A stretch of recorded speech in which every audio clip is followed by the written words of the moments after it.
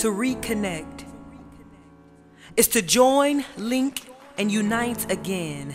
And that's exactly how their love story began. Chris saw Tiffany, and right there in those high school halls, he had an epiphany that this woman should be his because she captured him. From the flash of her smile, to his focus on her curves, to the burst of her eyes. Yet they finished high school without Chris being able to claim his prize. Perhaps he was seeing so far into the future that time had not had time to tap Tiffany on her shoulder and tell her that she and her destiny had intersected.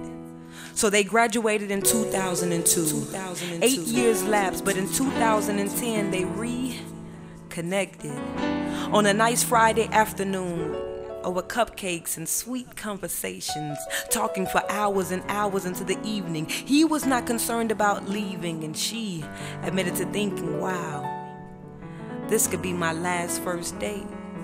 They sealed that night with a kiss, described by both as breath taking. The dawning of the idea that his high school crush could become his lifelong queen. And not only does their love go back, it goes deep.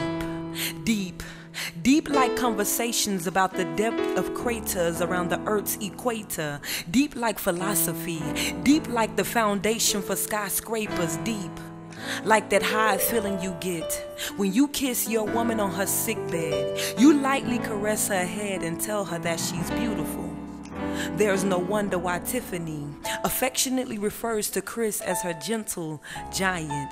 She says, besides his colorful, enchanting eyes, my favorite physical attribute is his height and his size. It reminds me that he can protect.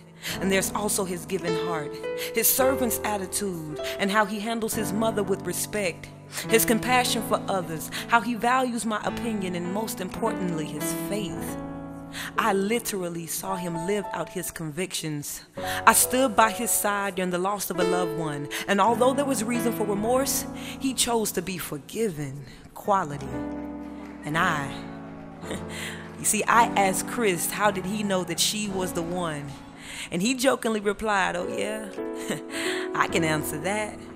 It's 'cause she's fine. He said, no, seriously, it's simple. It's in the way she loves me back. Through her sickness and my grieving process, we'd already been faced with sickness and death, and neither one of them could do us part.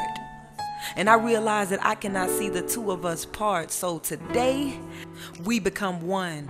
I said, wow. And well, Mr. and Mrs. Marshall, on behalf of the witnesses of this blessed union, we do solemnly pray that you two reconnect again and again and again every single day from this one into eternity, into eternity, into eternity.